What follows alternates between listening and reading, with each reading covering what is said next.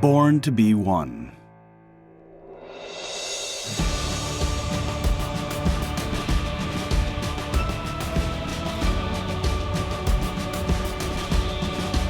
Coming together to redefine container shipping.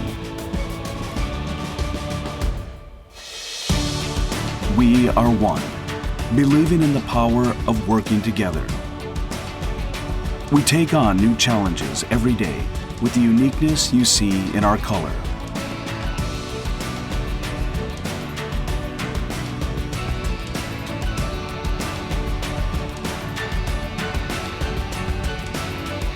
Overcoming obstacles beyond borders and cultures.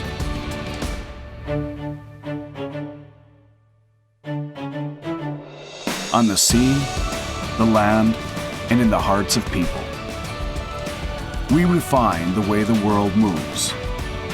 One has power. The strengths of many united. As a team with customers and partners,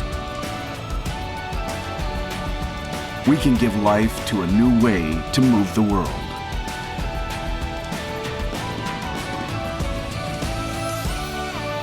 As one, we can. One Ocean Network Express. Thank you for your patience. This time, we would like to start the Ocean Network Express IR media conference that is a joint venture amongst NYK Line, K-Line, and MOL. Thank you very much for joining us in the midst of your busy schedule. I will be your master of ceremony. My name is Shimomura of the IR group of Nippon Yusen Kaisha. The presentation will be delivered by Ocean Network Express ONE CEO, Mr. Jeremy Nixon. At the outset, there will be the presentation, followed by which we will conduct a Q&A session. We will spend the upcoming approximate 1 hour for this session. So, Jeremy CEO, over to you. Good afternoon, Shimura-san, and everybody on the call today. My name is Jeremy Nixon. I'm the Global CEO of Ocean Network Express, or as we abbreviate it to ONE. And I'm based out in Singapore, which is where our global head office is. And I'm very sorry that I can't be joining you in Tokyo today due to the COVID-19 travel restrictions. However, I hope that we can provide an informative insight into ONE's business, as well as answer some of your questions during the Q&A session later on. So there's 4 topics I wanted to share with you today. The first is to give you some oversight of ONE's current business performance and some of the market developments which are going on at the moment, and then open up and show you our new midterm plan strategy at a very high level, and further touch on our new green strategy and a further update on our general drive towards digitalization. So let's get started. And maybe just starting, for those of you who are not so familiar, but maybe I could just recap, what is our core business at ONE? We basically move freight. We move freight in containers, and we move that internationally. And we move about 14 million 20-foot equivalent units a year across between 120 countries on multiple port pairs, but we also offer a full container load service to the inland point as well. And that's using around about 150 scheduled weekly services. So it's a big business. It's across many markets, and we are the owner operator of the containers and the assets, and we also interchange with other partners in terms of consortia, but we're also dealing directly with the customer, and we probably have around about 20,000 direct active customers today. Okay. ONE came to market, was announced in early 2017, and actually we formally started in 2018 in April. And we started off as the amalgamation of the 3 legacy liner divisions of our 3 core shareholders, obviously NYK Group, K-Line Group, and MOL Group. So we combined the assets, that's the ships, the containers, and the staff, and we started off in April 2018. So we're just coming up to our 4th year anniversary. And I'd like to just update you now on the current progress in terms of the overall P&L. So in the first 12 months of the year, first 12 months of operation, business plan 2018, we incurred a loss. But by 2019, we turned that round into a small profit. And then over the last 2 years, we've really had this exponential growth in terms of profitability as a company, reporting just under 3.5 billion net profit in 2020 business plan. And our latest assessment, which we made in terms of a simulation forecast, which we announced to the market at the end of January 2022, was that in this 2021 business plan period, which is almost complete, that we would post a profit of 15.4 billion or a little bit more, who knows. So that's a good track record, I think, for the first 4 years of the company. And obviously, we have been enjoying a particularly strong financial and strong service markets in terms of container shipping and general shipping and all over the last 18 months. But let's refer to that a little bit more detail. I think the first thing to point out that by bringing the three companies together, the idea behind that was also to build synergies. And we set out an objective to try to create $1 billion worth of synergies by bringing those three companies together. And we were able to do that within the first 18 months of the operation. So that was achieved. And then secondly, by bringing the company together, we wanted to have a strong financial foothold, an ability to ride out the bumps and difficulties and challenges in the market and have enough scale and strength to go forward. And I think we've achieved that. And we, of course, are not looking at just being big for big's sake. We're going to continue to look at our relative profitability against our peer group. And if you look at the top 8 carriers that report results in the container shipping sector at the global level, they produced in 2021 calendar an EBIT margin of 40%. And we've been able to achieve 53%. So I think that indicates that we're in the right place in terms of the right upper quartile, in terms of our relative performance against our competitors, even though some of them are much larger than us. But of course, that remains a key focus to stay competitive and profitable as we move forward. In terms of the current business environment, there are many factors going on, but obviously the big black swan event that has dominated all of our lives and dominated particularly container shipping and O&E has been COVID-19, which manifested itself back in February, March 2020 with an initial supply chain shock in China, where we saw a close down and cessation of production at the factories for a period of 2 to 3 months.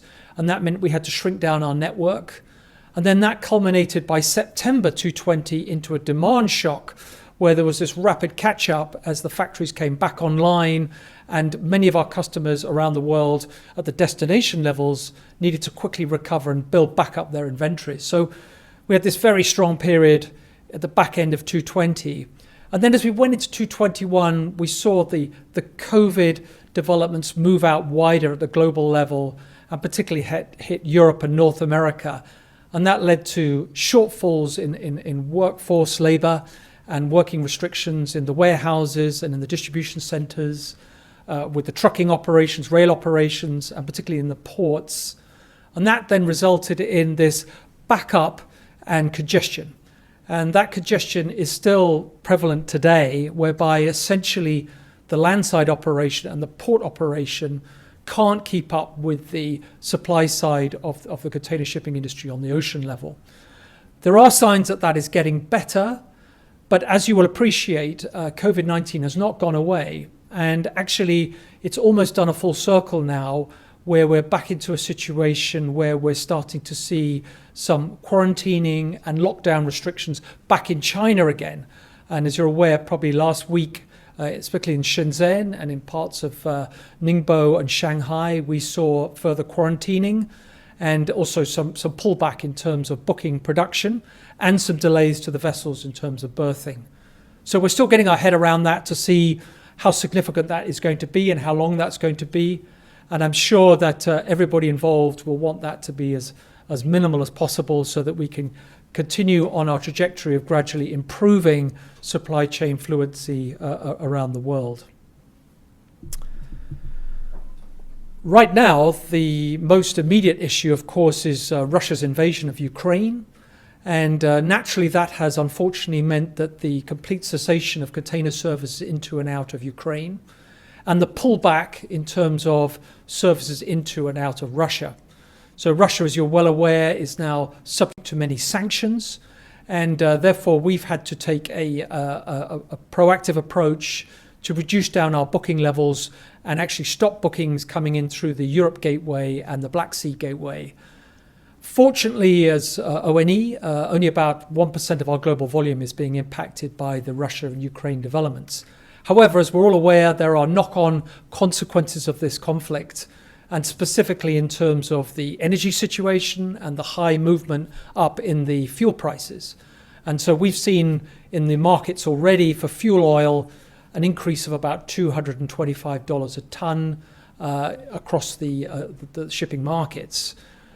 Plus, of course, many of our customers are involved in quite integrated supply chains, and none of them more than the automotive sector. So we've seen, for example, closures of plants in St. Petersburg, but we've also seen certain components of the automotive industry which are being manufactured in Ukraine now having some knock-on impact into the supply chain. So we're monitoring the situation very closely. The second development, probably worth highlighting, is the situation on the US West Coast with the labor negotiations. So every 5 years we have a labor negotiation, collective bargaining, where the contract is reviewed. And this is often not such a straightforward process and can lead to some delays or drop in productivity. The current agreement is due to expire at the end of June this year. So we are just in the process of working through the negotiations with the unions as a collective industry. And I think the feedback from our North American colleagues and the ports industry there and many of our customers is the expectations are maybe not so high that could be resolved that easily. So we may see some slowdown in productivity or delays associated with the ILW negotiations during June, July and August. And that is frankly already being factored into our operational planning and also many of our customers in terms of how they've contracted this year, where space seems to be the key focus rather than necessarily unit price. Okay. We, though, still remain positive in terms of the outlook for container shipping. I think the first point to note is that container shipping is still the most efficient and effective way to move freight, particularly involving retailing, manufacturing, food commodity items that make up a very, very significant part of global trade. So the container is a well-proven concept. It's intermodal, it moves inland, and we don't see any immediate disruptors to that in the short to medium term. Secondly, the business continues to grow, and we've seen over the last 25 years an average growth of around 6% in terms of global volumes of containers as more and more products become containerized and the global supply chain becomes larger and more complex. And of course, this is also driven by population, and the world's population continues to grow. And we see some good growth opportunities still in some of the markets like Latin America, Africa, where there is still some quite room to grow there as well.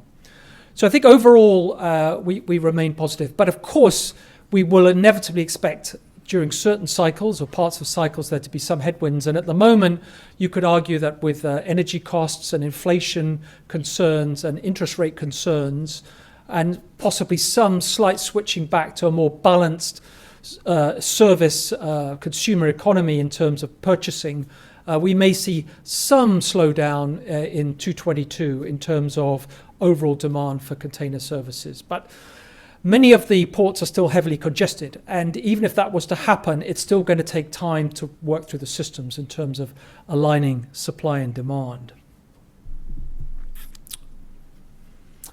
Okay, I'd like to now go on to the second item, which is to give you an insight into ONE's thoughts and views around future investment and our midterm strategy. So very much the focus for the last 2 to 3, 4 years has been about building the company, getting it set up, getting it operating, getting it to perform profitably.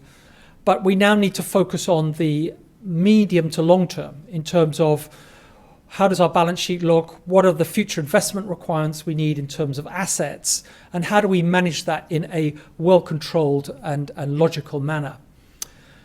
Let's quickly, though, refer back to this slide that we also put in our 2019 presentation, which kind of summarizes to some extent ONE's strategic logic.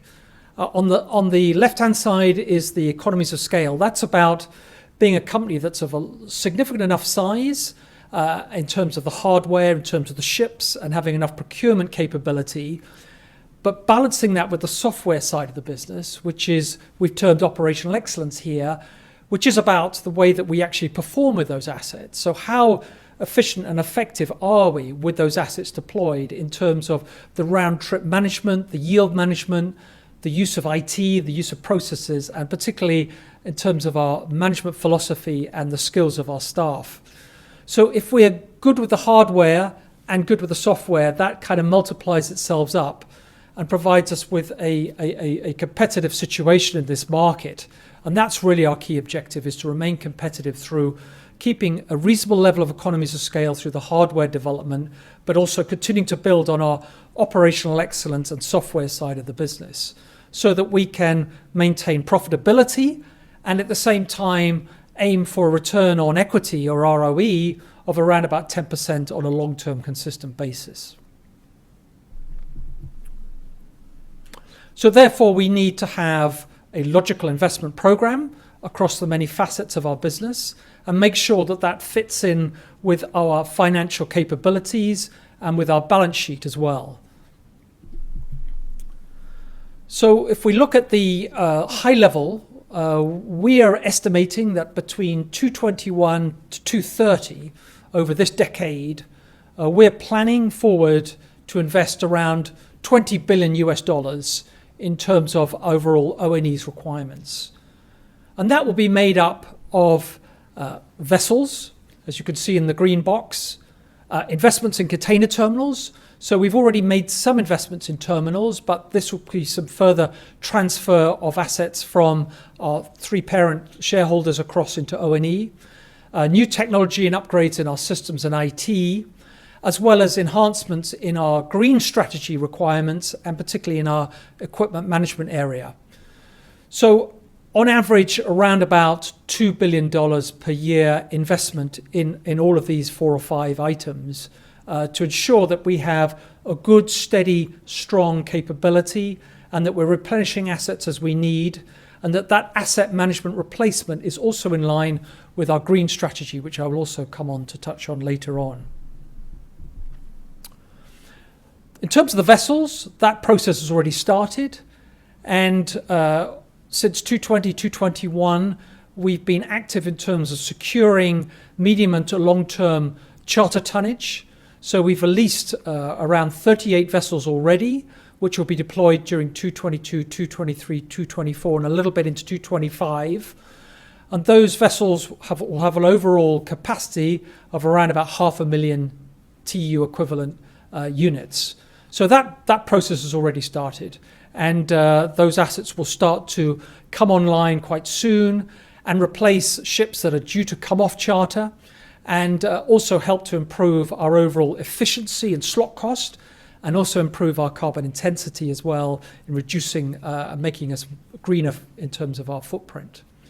We will also continue, of course, to have some charter vessels on short-term charter. That will be inevitable, but we will slightly de-risk in terms of that level percentage going forward. So it will have more medium to long-term leased or owned vessels. And this slide shows that overall we'll probably be investing around about 150,000 TEU a year in terms of charters or long-term ownership of assets and vessels. And that is to keep up with trade growth. That's to replace existing ships which are coming off hire, and also to make sure that we are meeting our new green strategy requirements.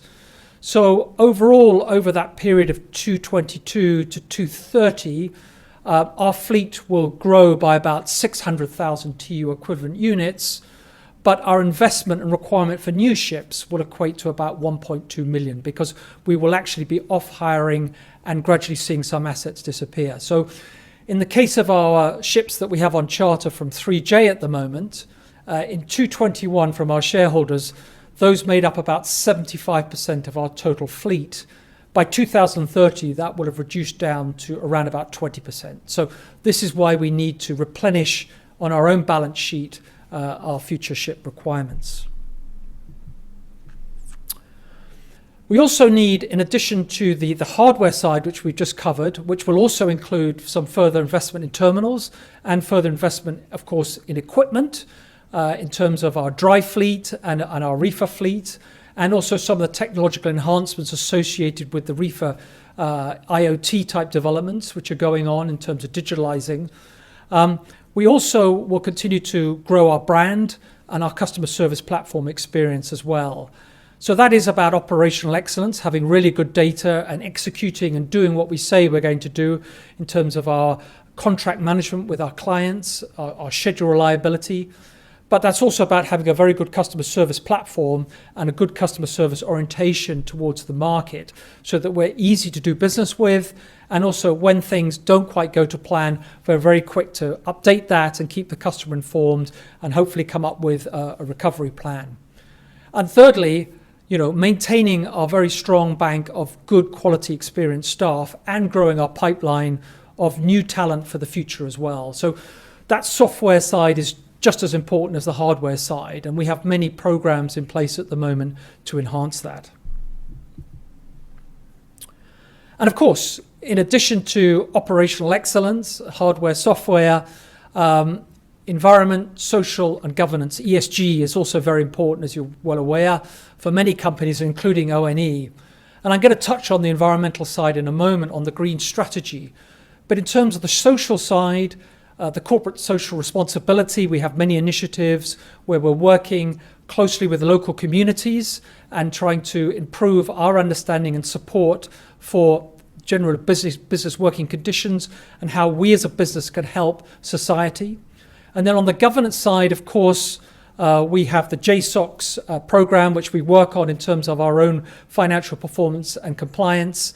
And additionally, we have ISO 14001 for the environment and ISO 19001 systems also for our safety management systems, as well as developing our cybersecurity, etc. So we have quite a broad church and involvement of ESG type initiatives, and that will continue to develop over the coming years.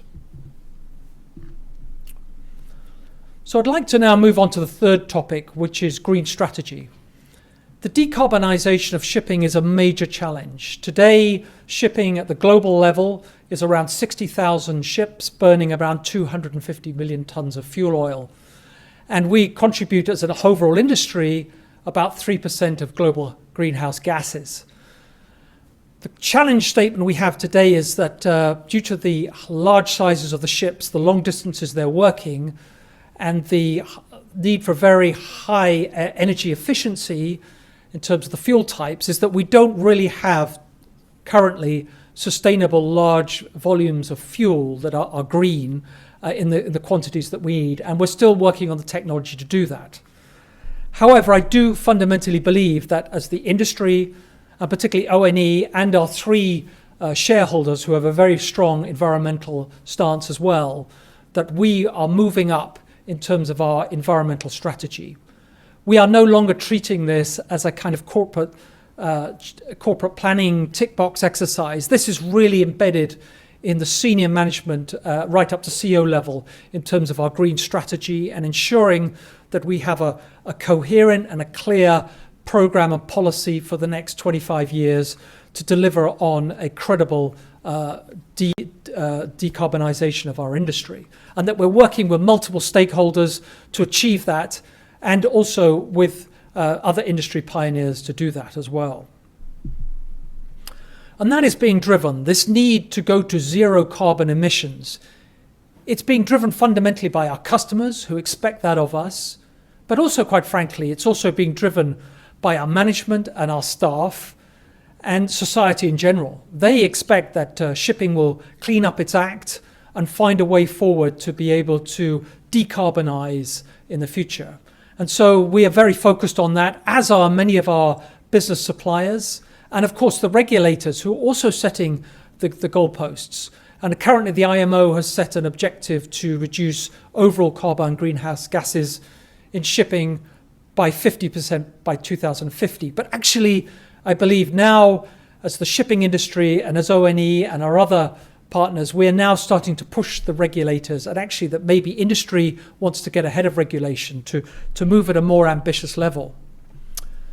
So first of all, as ONE, with our green vision and our green strategy, our first objective is to achieve the IMO's Scope 1 requirement, which is to reduce carbon intensity by 2030 by 40% compared with the 2008 benchmark.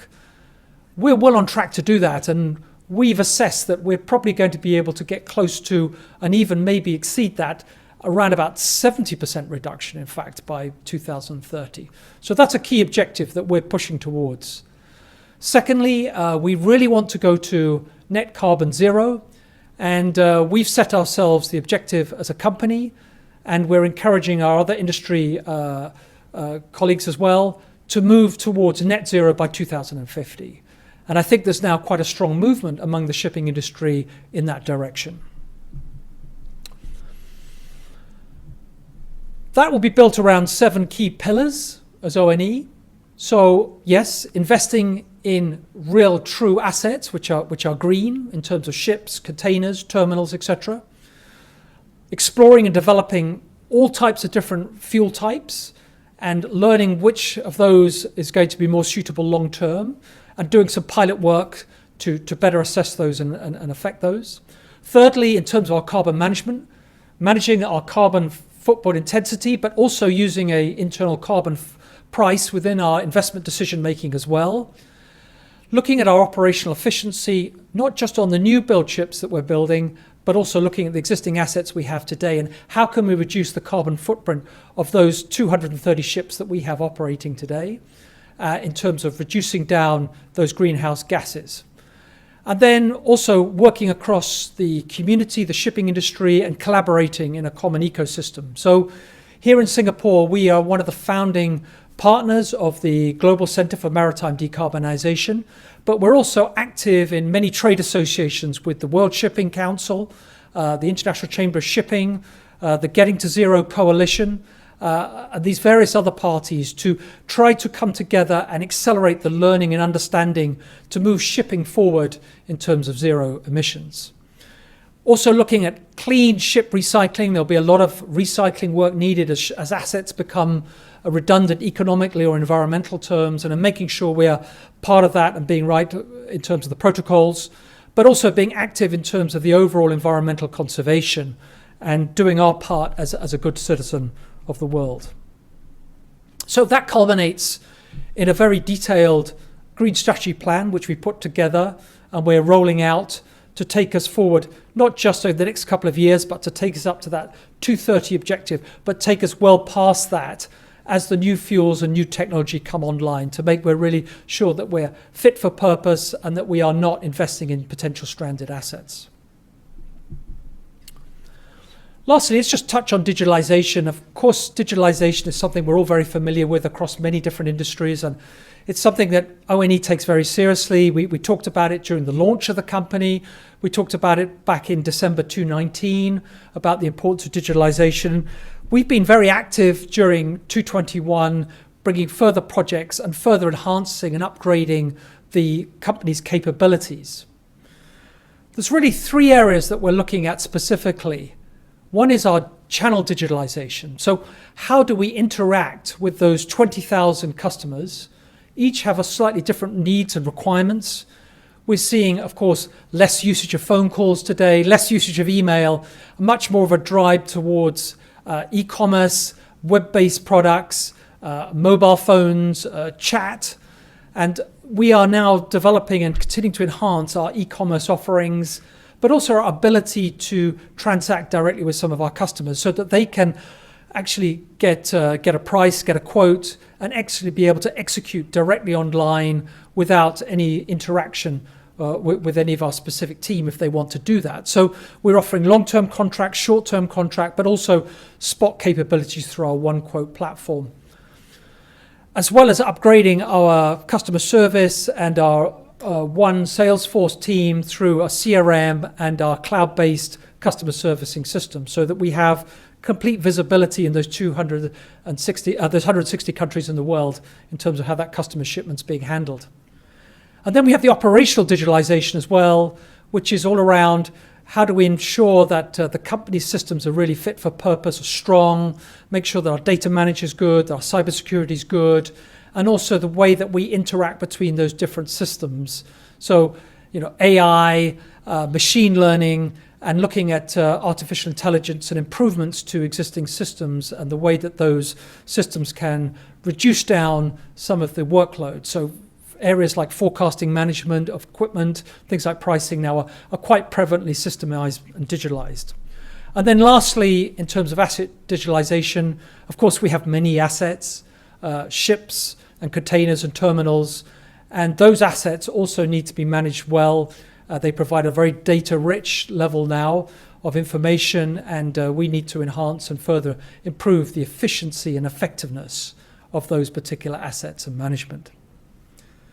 So, just closing out on the digital side, we've done a lot of work this year. We have these squads, which are these cross-functional teams, process owners, functional owners coming together. We have around 25 of those working across multiple challenge statements in the company, and we're bringing forward new products and ideas in 2022, and we'll continue to do that in 2023 to keep the company really fit for purpose and a digital leader in the industry. Okay, that closes out the formal part of the presentation. So thank you, and I will now head back to our Master of Ceremony to handle the Q&A process. Thank you. はい、ジェレミーさんありがとうございました。それでは Jeremy-san, thank you very much. We would like to start questions and answers at this moment. That's fine. Okay, Thank you very much. Very informative. On the last slide, with regard to digital initiatives, you mentioned blockchain there. I hear a lot of very favorable things about the prospects of blockchain replacing EDI and really increasing the efficiency and transparency in booking, shipping containers, managing the process, things like TradeLens and the Chinese initiative. Do you think these initiatives will possibly replace EDI and existing legacy systems, and will we see a much more efficient communication mechanism within the shipping industry? Thank you for your question, and I think it's a very, very good one. So I would say that I believe that in the last 4 or 5 years, we've seen an incredible change in terms of the way that we are interfacing with our customers. As I said, the email, the phone side is really diminished down now. We do now something like 98% of all the interactions we have with our customers in terms of the bill of lading, shipment management process is now through EDI or through an API or a portal platform. So that's a good level of digitalization. But as you rightfully say, can we go to the next step where we could move into a blockchain environment with multiple nodes where this information is being passed on a much quicker time frame in a standardized format with total visibility, and also a way that it's authorized and validated. And I think there's 4 or 5 blockchain projects at the moment, of which we're involved in 2 or 3 of those, more formally with TradeLens. And we're working through a series of pilots on this to really test the technology and also to be able to test the customers' aspirations and needs.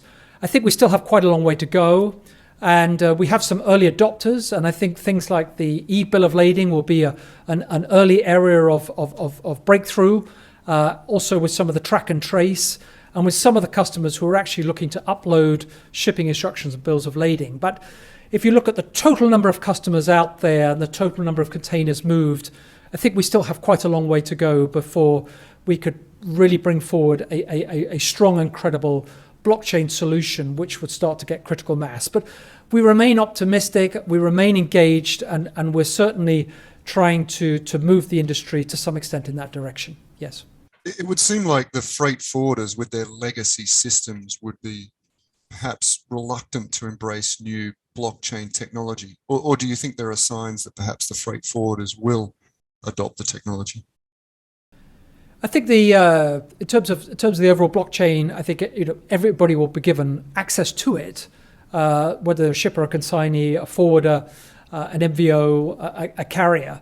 So I think it is there as a communal system to be used, but obviously it depends forwarder by forwarder. I think some of the 3PLs and 4PLs will actually embrace it. Some of the smaller forwarders who will be more technologically challenged by their ability to adopt their systems and be able to integrate onto it will have a more difficult situation. But let's see how this progresses really over the next 2, 3, 4 years. Thank you very much. I'm sure there's far more questions about the freight rates, etc. to come.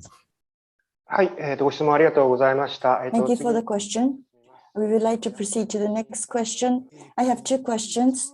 One question is regarding the mid to long term fleet maintenance plan, and then the investment plan indicates that by 2030 you are to invest more than 20 billion yen, 20 billion US dollars. What kind of magnitude of profit are you expecting with that investment? And then the second question is with the $20 billion plus investment, which is quite a large magnitude of investments, what would happen with the dividends? The philosophy of dividends to be paid to NYK, K-Line, and MOL. So those are the 2 questions I asked. Thank you for your questions. So regarding the investment plan and the expected profits, and as well as your dividend policy. So I hand it over to Jeremy. But regarding dividend, as a matter of fact, the 3 parent companies are carefully scrutinizing and monitoring the situation of ONE. So I am afraid I must say that there may be no disclosure on that. We will be NYK, K-Line, and MOL matter. And so, Jeremy, over to you, please. Thank you. Yes, indeed, as you rightly pointed out, over the 2021 to 2030 period, we're looking at a potential investment of around about 20 billion US dollars to invest in multiple ships and equipment and containers and terminals, etc. And as you will have seen on the slide, the intention, of course, is to maintain a focus on a return on equity of around 10% a year. So we are hoping and intending that this industry and our business will be profitable and that we will continue to make profits. And we will make sure that the investment that we make over the next 10 years is realistic and reasonable and logical. It equates to about $2 billion, as you said, on average per year. At the moment, ONE's balance sheet is strong. We built up from an original investment of $3 billion by our original shareholders. Our balance sheet now is heading towards about $15 billion in assets.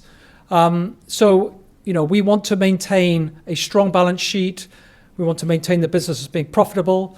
We still want to be able to support our shareholders in terms of return on their investment and be able to support them with dividends as well. So we are trying to get the right balance between shareholder requirements and profitability, but also maintaining the long-term viability of the business and ensuring that we have a good, strong and steady profitable capability so that we are competitive on slot costs, that we can meet our green strategy requirements as well. So that is a fine balancing act, but it's something that we and the shareholders are in very close communication with, and we will work together on. はい。ご質問どうもありがとうございました。Thank you for your question. So let us move on to the next question. I have 2 questions. The first one is about the green strategy. I mean, it's a very impressive green strategy, and I'm sure the zero emission target by 2050 will be highly appreciated by the industry. But at the same time, I think there's a lack of detail about what type of fuels that ONE will choose to go down that decarbonization path. whether it's LNG, methanol, ammonia. はい、ご質問ありがとうございました。Thank you for the question. Jeremy-san, please answer. Yes, thank you. And I think that I would say that the green strategy, as we highlighted, is looking very long term. And as we highlighted also that today there are not sufficient amount of green fuel in large quantities for the industry to be able to move that soon towards zero carbon emissions. So this is a long-term journey. And we said we will look at different alternative fuels, and we are looking at different green fuels. We are looking at hydrogen, we're looking at ammonia, we're looking at methanol, all three of those being genuine green fuels. We're looking at ways of trying to reduce down the carbon emissions of our existing fleet. So that will look at carbon capture, and we'll look at trying to reduce efficiencies. But I think at this very stage, I don't think any particular player or shipping company is going to get trapped at this stage in being very, very definitive on one particular technology or one particular fuel type. We will continue to assess it year by year. We'll look at what is the trading scope of the vessels concerned, and therefore what are the type of fuel types and the type of bunkering facilities that will be available in that location. What will be the quantities of the available green fuels, and what will be the comparative price points of that as well. So I would say at this stage, we are now moving into the phase where we are starting to make our own orders as ONE, our own new builds. And each year, as we make that investment choice, we will look at the very latest technology and try to make sure that we make a decision that is right in the short, medium, and long term. So I'm really sorry for not answering your question very specifically. We maintain an open mind, but we are looking at real green fuels, and we're looking at this on the long term, not just trying to make some savings in the immediate short term. So we're looking at this future proofing. はい、ご質問どうもありがとうございました。We would like to proceed to the next question. Thank you for your presentation. I have two questions or requests. One is regarding tariff. There will be time needed in order for a supply-demand situation to stabilize. And what is your philosophy for next fiscal year regarding freight? As much as you can disclose, please, if you will. And then the second question is 2023 onwards, the environmental restriction impact, EXI, CII, these will be rather reinforced. And so what impact will that impose on the industry overall? So those are the two questions I would like to ask. Thank you for your question. And two parts to that. I think I would like to just take the second question first, and that's to, as you very correctly reminded me, when we were talking about the outlook for the container shipping sector over the next 20 years, it was remiss of me not to mention that also we do expect some supply side constraint on ships in the future. That's built around the fact that the shipyards, we have seen some consolidation in the shipyards, and the capacity is a bit tighter than it was. But as you secondly and correctly referred to, the IMO requirements in terms of the EEDI, EEXI, and the CII, which is the carbon intensity, will mean that existing assets on the water, existing ships within all of our fleets, will have to be regulated and more tightly assessed in terms of its carbon emissions, and we will have to particularly look at those vessels which are not meeting certain thresholds, and the thresholds will get tighter and tougher as the years go by from 2023 leading up to 2028, 2030. We will probably have to start taking out some of the ships which are not so efficient early, and secondly slowing down a number of ships. So that will have some impact on the supply side of the container ship industry, certainly during the course of the remaining of this decade. Back to your point on freight rates, and I'm quite amazed that we've got 40 minutes into the presentation before we get to freight rates. But of course, naturally, you want to know about that, and quite rightly, you want to be informed about that. And what I would say is that obviously in 2021 calendar, we saw this very, very strong push up in the spot market. And during the course of the contract negotiations for 2022, which took place at the back end of 2021 for the calendar contracts, for the Japan contracts, which are just completing now for April going forward, and the Trans-Pacific contracts, which take place during May 2022 and onwards. Those contracts have shown significant increases in the freight rates, to the extent that customers are now locking in 1 year or even longer, close to the spot market, or if not higher than the current spot market that we've witnessed in 2021. So that is a positive sign. And for ONE overall, around about 50% of our freight is on long-term contracts. And then, of course, we have the other part of the equation, which is the spot market, which may be a weekly, fortnightly, monthly, or three-quarter type validity contracts on rate and volume. And those have been very high, and particularly were high coming up to Chinese New Year at the beginning of February. Since February, we've seen a slight drop-off, but I would say that the level of drop-off in relative terms, compared with the last 5 years' trend patterns post-Chinese New Year, actually it's showing it's a positive development in that the drop is not so significant as we've seen in the previous years. And of course, we have a mixture of factors going on. We naturally have some rain shadow after Chinese New Year when the factories pull back, production pulls back, and it takes time to get those factories back up and running. But secondly, obviously, we have had some COVID developments in Shenzhen and in some other locations within China. So that's also partly impacting the data over the last couple of weeks. And then, of course, we've had the Russia-Ukraine developments, which are responsible for about probably close to 2.5% of volumes, for example, on the Asia-Europe trade. So those three factors would normally indicate quite an expectation of quite a large drop-off in the spot market immediately after Chinese New Year. And we have not seen, that large drop-off, actually. We've seen a mild correction. Of course, we wait to see how events develop over the next 4, 6, 8, 10 weeks in terms of COVID in China, in terms of the Russia situation.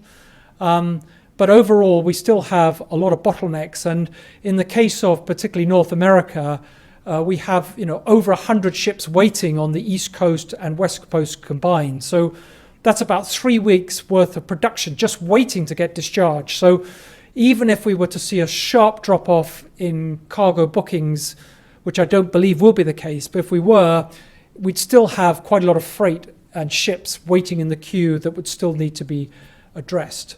So we expect some level of normalization, as we've indicated, over the second half of 2022 calendar-wise.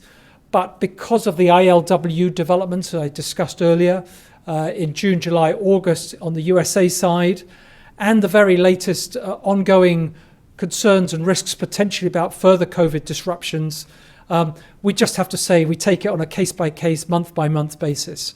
But we remain still reasonably positive about the outlook for 2022. Thank you very much for the question. The next question.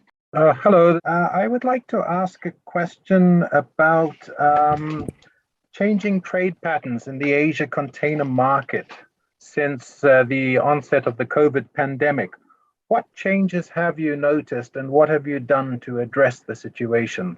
The most immediate impact we saw, of course, was during the COVID supply chain shock in China, with the China reduction down in production back in mid-2020, and that created a push-up in terms of production moving elsewhere, particularly into Southeast Asia. I would say that today what we're seeing is that generally most of our customers are trying to hedge their risks. They still maintain a big book of Chinese orders and production. But I would say that our latest assessment is that export demand for 2022 out of Japan, out of Korea, out of Taiwan, out of Southeast Asia looks particularly strong. And we think that is probably because, as you say, many of the customers wanting to balance the risks between their strong China sourcing and these other locations. Thank you. So we would like to proceed to the next person. はい、よろしくお願いします。はい、お願いします。Thank you for your time today. ロシアに対するロシア・ウクライ Regarding ナ Russia state of affairs with their invasion into Ukraine, with the container vessel service having stopped in most cases. But Vladivostok route included. What is the latest situation? And then with the economic sanctions imposed on Russia, what implication does that have? If you could please respond. And then also regarding insurance, you cannot be insured with the business in Russia. And so can you comment on that as well, please? Jeremy, over to you. Thank you. And as you correctly point out, there are 3 gateways into Russia, of which the Russian Far East is the one, of course, most prevalent and closest to us here in Asia. That remains open at the moment, but the cargo volume is rapidly deteriorating due to the sanction situation, and as you've alluded to, the insurance and also capital markets and banking cover on many of this type of trade. So we continue to assess it very closely. I think as ONE, of course, we have to be completely compliant with any sanctions regulations. Where possible, we would like to try to support humanitarian aid and also any specific strategic foodstuffs or medical requirements. But at the moment, we have seen a significant reduction in booking demand into that area, and we are currently reviewing our current service, which is continuing. We've dropped down from 2 services a week down to 1 service a week because of the volume shortfall. And we still have some volume, some bookings in the pipeline, but we are watching the developments very, very closely, week by week and day by day. Thank you. どうもご質問ありがとうございました。Thank you for your question. Thank you. May I ask a follow-up question in relation to the first one that I asked? Please go ahead. Dollar-denominated settlement is very difficult with Russia and Ukraine, I believe. And how are you collecting a payment when you provide service to your clients? Jeremy-san, are you able to answer the question? Yes, very carefully, quickly. Yes, in any of these type of situations where there is risk, we ensure that we are prepaid, that the freight is prepaid, and that we have bank guarantees in place in case of any shortfall in future payments. We would like to proceed to the next question. Very quick questions. The fleet expansion that you're mentioning, right? How is that going to be funded? Is it through debt and cash? Second part of that question is out of the, say, 150,000 additional TEUs per year, could you give us a breakdown in terms of how much will be owned versus chartered? And then the third question I have is, in terms of acquisitions, would you be looking to buy anything like logistics companies, smaller shipping companies, in order to basically create more of a, should we say, a door-to-door service? Thank you. Thank you. Yes, let me take the third one very quickly to say that no, we are purely focused on being a full container to point-to-point container shipping operator. We have no aspirations to move into 3PL, 4PL type activities. In terms of future acquisitions of other shipping companies, that of course we don't comment on, and so I can't really speak on behalf of my shareholders on that. In terms of the financing and forward for the ships and the terminals, the equipment, we will continue to look at what is the best financial decision for ONE and its shareholders.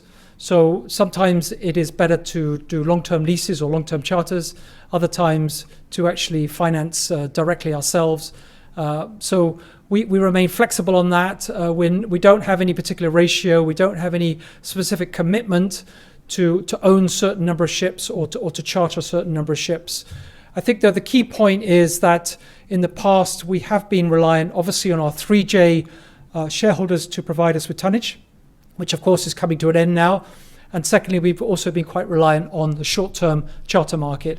We really want to take back control and have more long-term core tonnage ourselves on long-term charters or owned, which will make sure that we don't face that risk and we're more stable in the future.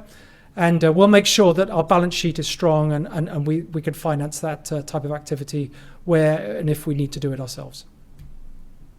Thank you. はい、ご質問どうもありがとうございました。Thank you for your questions. the container logistics market, the prices are up, the rates are up in the United States and Europe from the government authorities. Is there any criticism directed to you from government authorities? And is surveillance and monitoring increasing? And how would that impact your business, if there is any? Jeremy, please. Yes, of course, there is some container shipping is for once in the headlines because of our profitability. I think, as we all know, over the last 10 years, shipping, and particularly container shipping, has not covered its cost of capital. It's been a very unprofitable industry. And obviously, like many companies during these COVID times, particularly those involved in shipping or logistics or trading of commodities, have seen a significant improvement in their profits. And we're no exception to that. I think that as ONE, we are always trying to maintain a very compliant operation, a very compliant way that we manage our pricing and the way that we manage our deployment. So we will continue to do that. And we will, of course, assist any questions that come through the regulatory channels in that regard. But at the moment, I believe that this situation will pass in due course, and we will see probably a more normal return to investment returns, but I hope significantly better than where the industry's been in the last 10 years, where frankly the politicians didn't show and the regulators didn't show much interest when we were losing lots of money and companies were going bust. Thank you. Thank you for your question. We would like to proceed. Question. ROE 10% is your target. What is the level of leverage or EBIT margin? If you have any picture about what level they will be, please share. That's maybe a hard question to answer. Jeremy-san, please respond. Yes, I mean we have our modelling and we look at those numbers, but to be very frank, we have not disclosed those numbers or have any current plans to disclose that outside of our existing shareholders. So yeah, we will of course be as prudent and prevalent as we can, and that would be really under the shareholders' jurisdiction as to whether they wanted us to divulge those numbers. Thank you very much. And that will be shared amongst the shareholders. We thank you for your continued attention. We would like to proceed to the next question. Yes, thank you. I would like to ask 2 questions. The first question has to do with the business domain. Your peers are investing in logistics and other areas. What is your thinking on investment in other areas about green strategy? Up until 2030, which specific alternative fuels will you be using? LNG and so forth is available, but what's your plan? What's your specific plan? Jeremy, if you could please answer. Thank you. Yeah, in terms of the situation on the fuel, as I said, we'll continue to look at all the different options.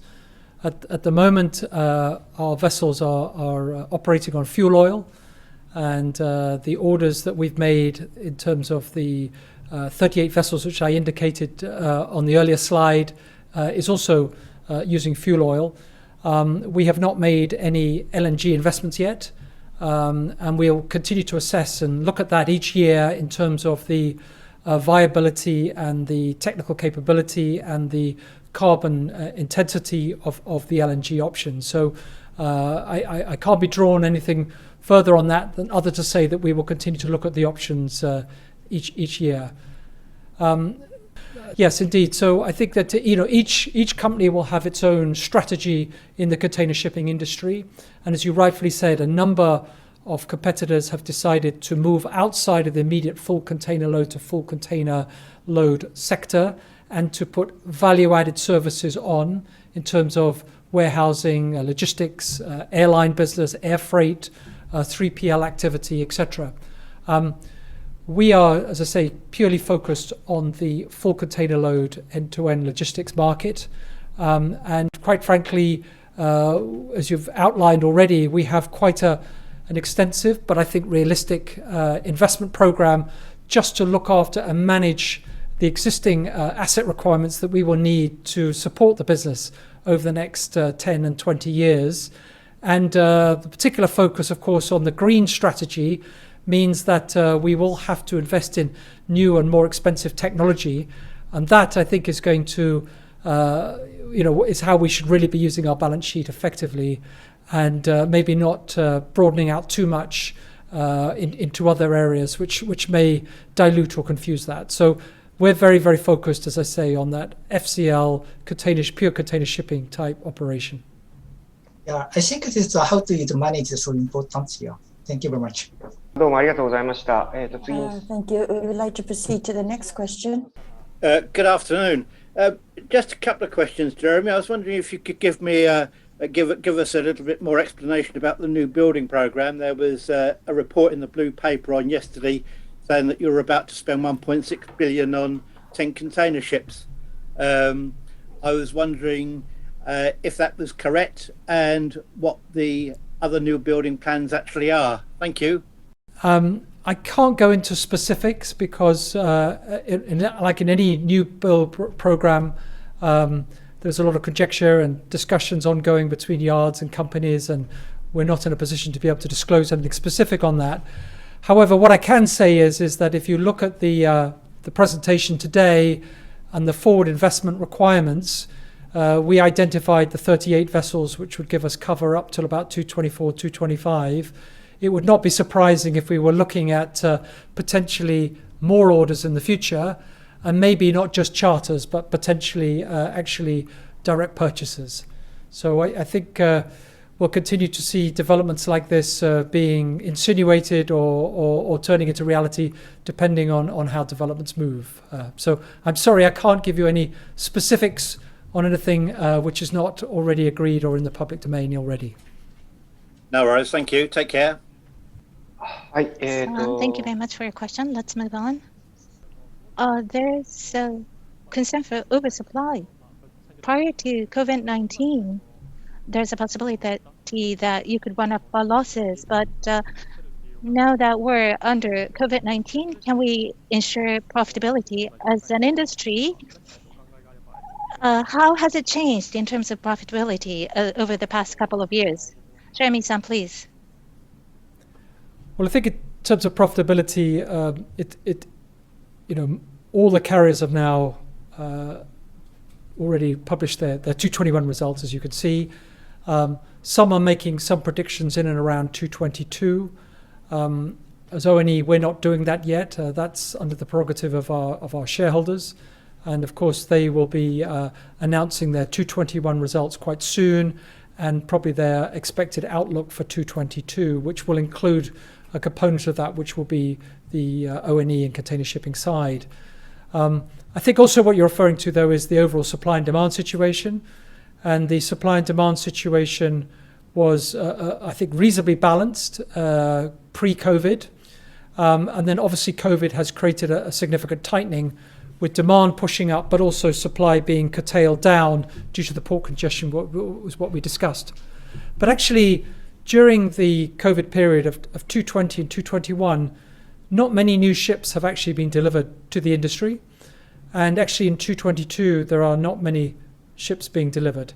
The order book is a bit stronger in terms of 223 and 224 delivery, but much of 223, 224 and 225 delivery will also be about improving environmental footprint and the need to remove and take out a tonnage that is inefficient. So today, 8% of the global container fleet is over 20 years of age, and those vessels which were ordered back in 2002 and were deployed, 223. Some of the 2003 are running on some quite early container ship efficiency criteria, and things have changed a lot. So with the fuel price now really pushing up, and the new IMO regulations coming in terms of the greater scrutiny on the existing ship performance, and particularly its fuel efficiency and its carbon footprint, I would expect that while we see more ships being deployed in 224 and 225, we'll also see a similar reduction in terms of ships through accelerated scrapping or the need to remove assets which are not efficient. So let's see how that plays out. I'm not trying to predict that today for you. I think we all have different views in and around that. But there will be no doubt further updates from the various analytical houses on supply and demand expectations once we get past this COVID period. ありがとうございます。はい、どうもありがとうございました。あと2名様ほどいらっしゃいます。We have two more attendees asking questions, so we would like to close the Q&A session with those two more questions. Thank you for your patience. I have two questions regarding your performance. Increasing your scope of the investment is also broadening, if I understand correctly. So how do you look at that? And then the second question is, by 2030, you are going to invest $20 billion. Looking at the investment portfolio, about 50% is to be allocated to your green strategy. How much percentage is to be allocated to vessels? Thank you. Jeremy, please. Yeah, thank you for your question. If I could just revert back to this slide, which I used during the presentation. As you rightly indicate, 20 billion was the figure that we used. But however, that is over a 10-year period, and that is over these 4 different classes of types of assets. So I don't really see us widening our diversity of portfolio. So we're continuing to invest in ships, equipment, containers, and our digital platform, and that is consistent with what we set out when we set up the company back in 2018, and we are not widening our scope of involvement in terms of moving into more logistics or landside type operations or investment. So I think that remains pretty tight.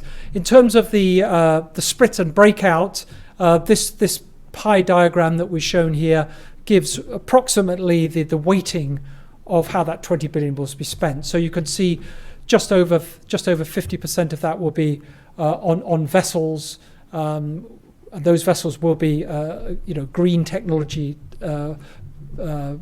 provision vessels. And then of course the orange box you can see is for terminal investment.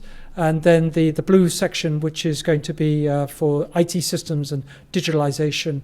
And then the last quarter, which is the dark blue, which makes up around about 25%, that will be on future equipment and container requirements. Thank you for your question. I just wanted to ask if there's any indication over coming months, given the impact to China manufacturing facilities, if there might be a slowdown in outbound volumes, and we might see just over coming months some respite in the amount of volume going across the Pacific and allow some of these supply chain issues to resolve themselves. Yeah, thank you. I think in terms of the Trans-Pacific market at the moment, the inventory levels are still below requirements for our customers. So, our North American customers are trying to book all the time extra freight, trying to move more volume.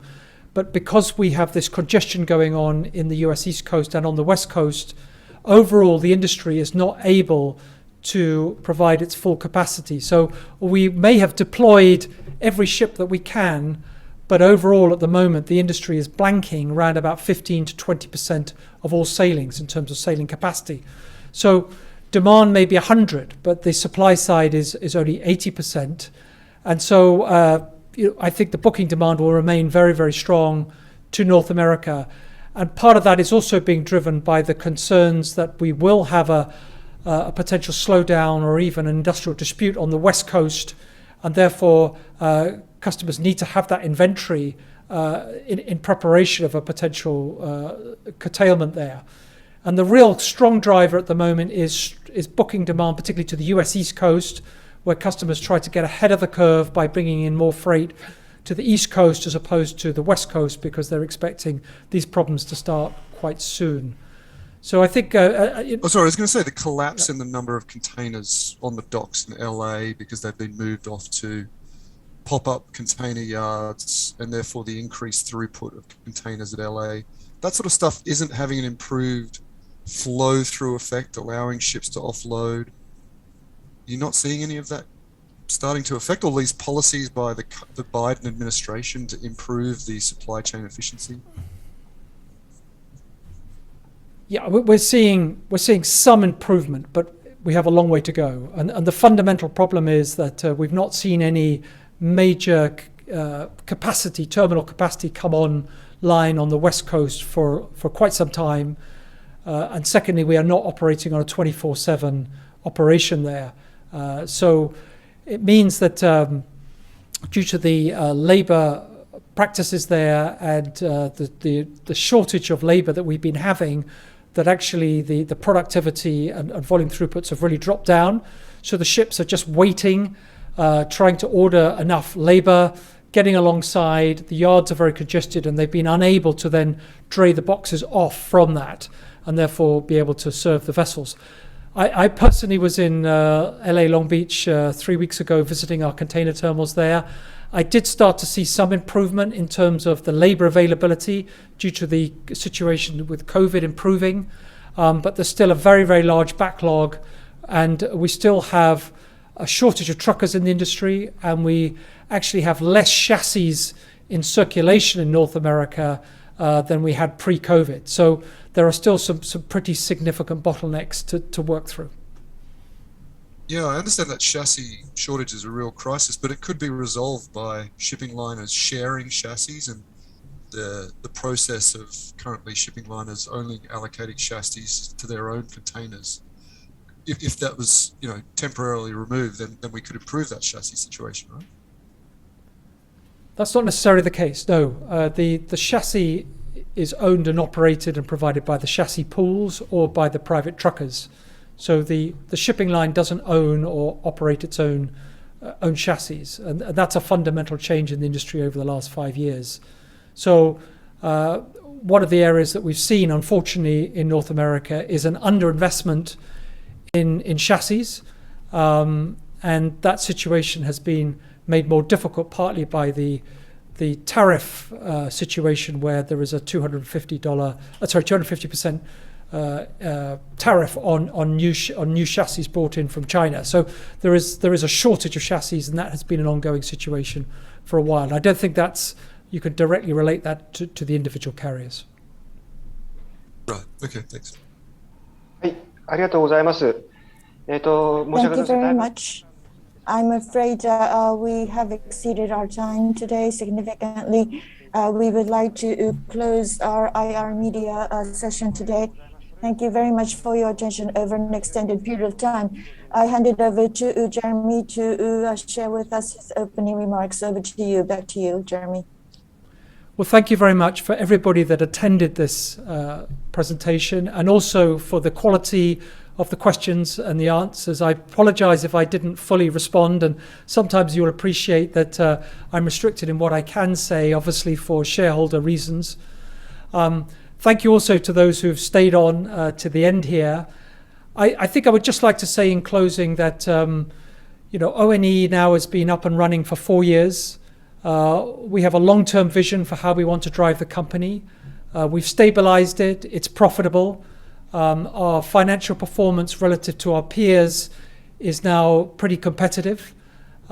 We do need to invest to go forward due to the changeover between our 3J ownership structure and ONE, where the responsibility comes back to our balance sheet. I believe we've come up with a coherent plan which is linked to our environmental green strategy. We will move forward in a conservative and sensible way with our investment. And we have a good balance sheet and a good capability to do that. And of course, we will work very, very closely with our 3 very important shareholders to achieve that objective together. So thank you so much. Really appreciate the interaction today. And let's see how the 222 goes. And hopefully we will not be talking about COVID-19 at the next presentation. Thank you. はい、ジェイミーさんどうもありがとうございます。 Jeremy-san, thank you very much. So with that, we would like to bring the conference to a close. Thank you once again, ladies and gentlemen. Thank you.